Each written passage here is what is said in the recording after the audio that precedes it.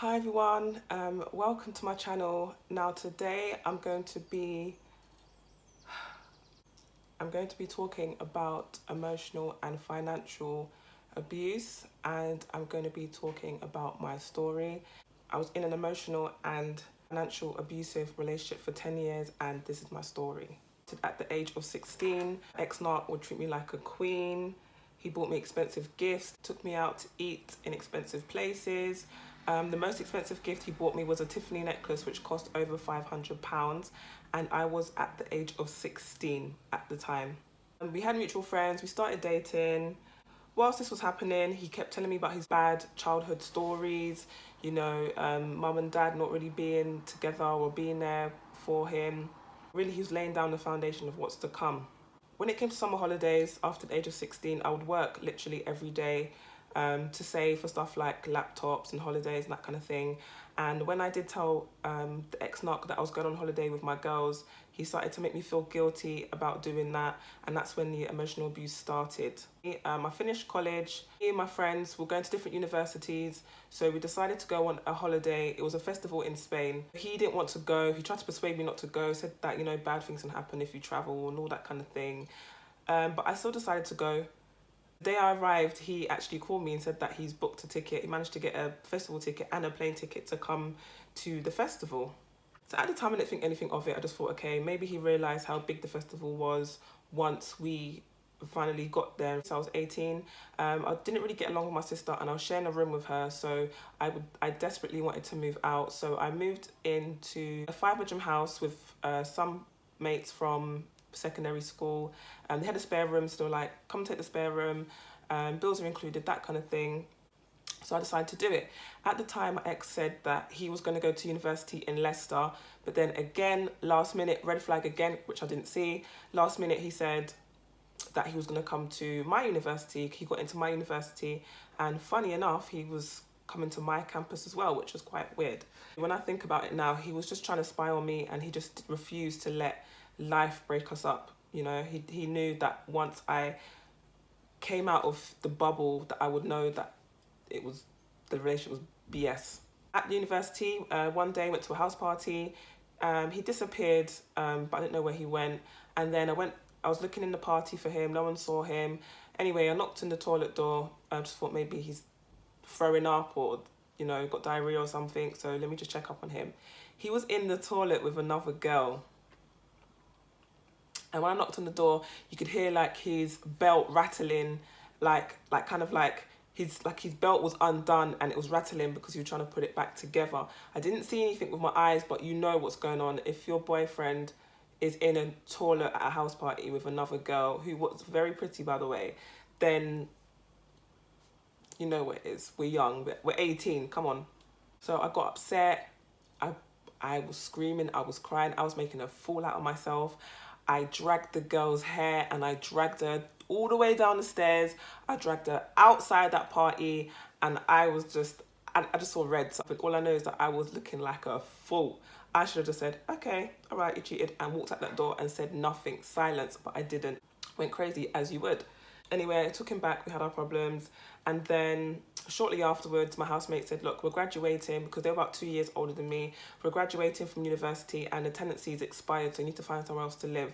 So I panicked and I found somewhere closer into town. It was a bit more money, and at this point, my ex dropped out of university. He claims that he dropped out of university because he thought he knew too much. So I moved into this dodgy landlord, this dodgy flat. Anyway, long story short, I was paying all the bills. This was the start of me paying all the bills. Before that, we were going halves on everything. He was treating me, spending lots of money. Then all of a sudden, he wasn't working. I had to pay all the bills. I had to do all the cooking, cleaning. I went to school, came home, went to the library, came home, went to work, came home, slept all over again.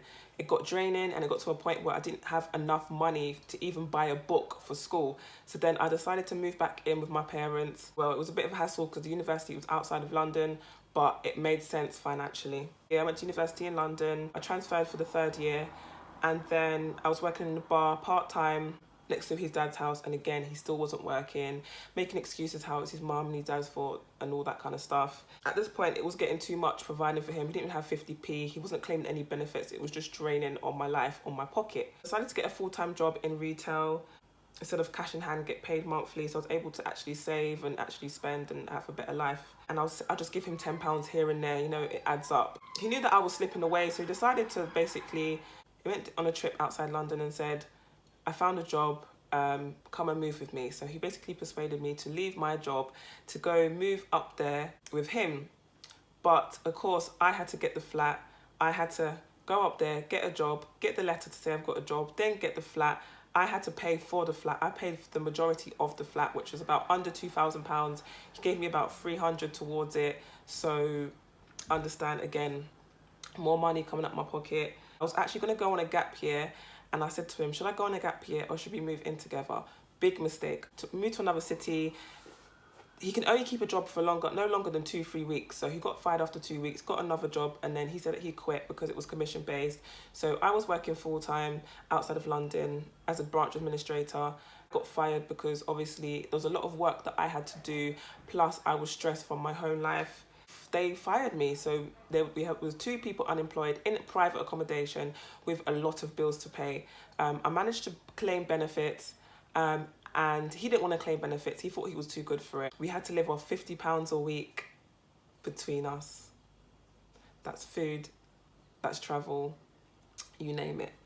At this time, I was getting depressed. I was calling family for help. They wasn't giving me any money. They wasn't giving me any help because they knew that it was him. They knew that it was my ex that was, you know, taking my money, and I basically wasn't myself, you know. This led me to having relationship issues with my parents, and then that's when the isolation kicked in, and that's when the abuse really started. Anyway, the tenancy agreement expired. I had to move back to London, but because I was warring with my mum, I ended up moving in with my ex's mum, who's also a narcissist, very toxic person. At the time, I didn't know that, but you live and you learn. So the agreement was that I would pay £150 a month, and so would he.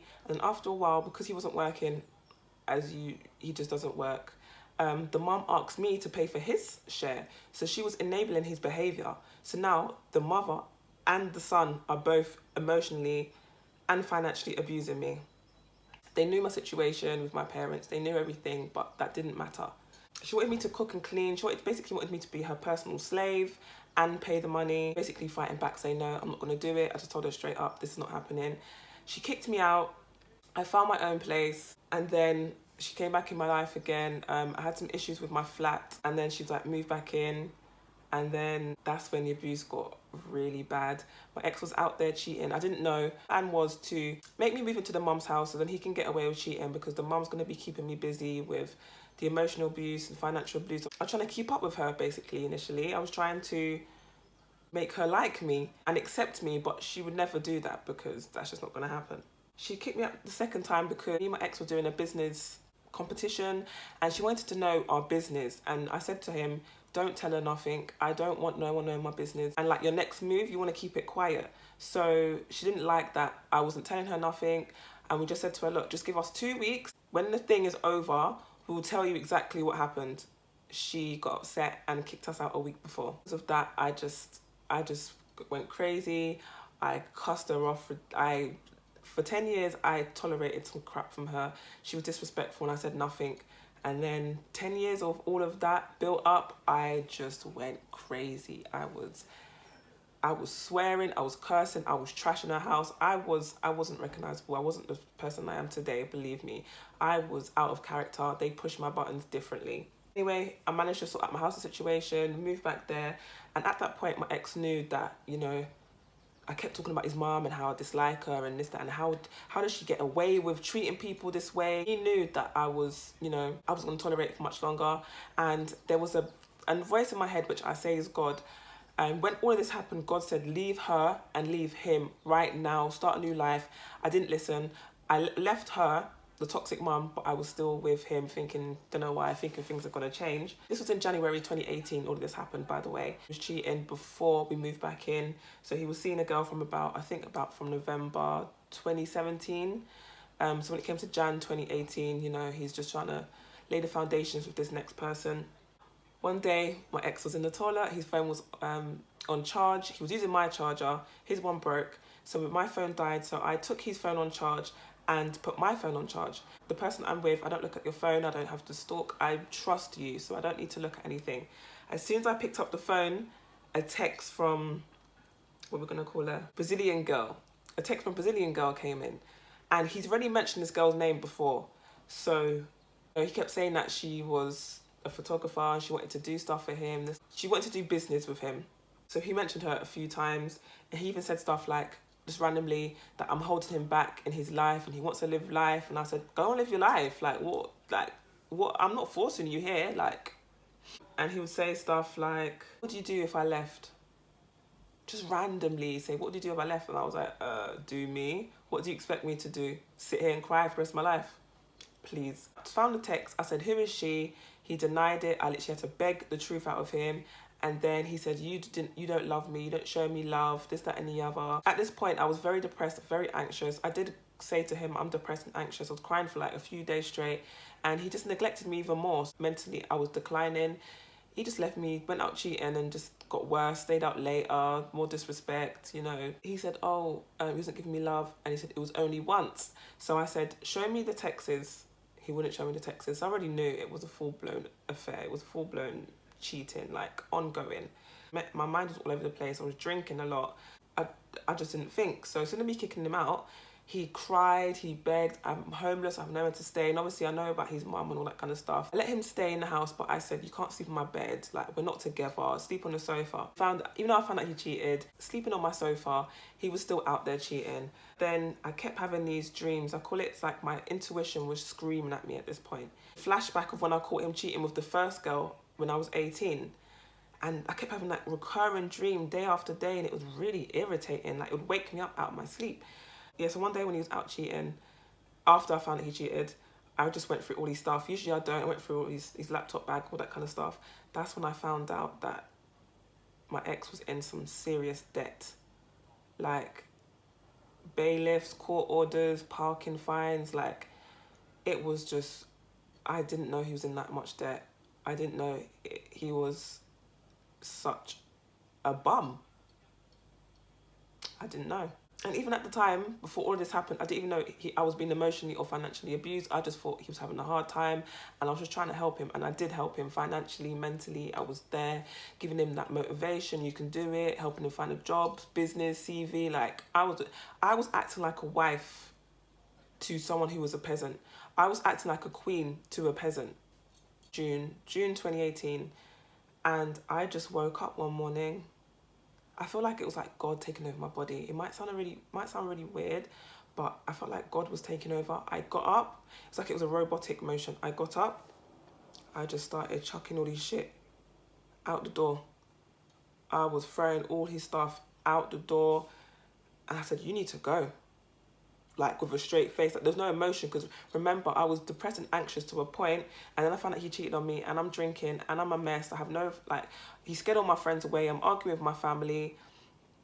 I was at the lowest point I've ever been in my life, and I was a shell. Like, you look in my eyes, I'm gone. Like, there's nothing there. So I just said, you need to go. That's when I saw the real him. He said, I fucking love you, you bitch. Now give me a chance. But he was saying a whole bunch of stuff. I wasn't listening. So he started trying to shake the lies into me. I wasn't listening. I was like this, not listening. Then it got to a point where he put his hands on my neck, and he started like pinning me on the wall. His eyes went black. It was like a demon took over him. And it was some really scary stuff. Like, I can't even lie to you. It was very, very scary. And he was arguing for about an hour, to a point that 6 neighbours called the police, and they came. I didn't call the police. 6 neighbours called the police. He trashed my house. He put holes in my walls.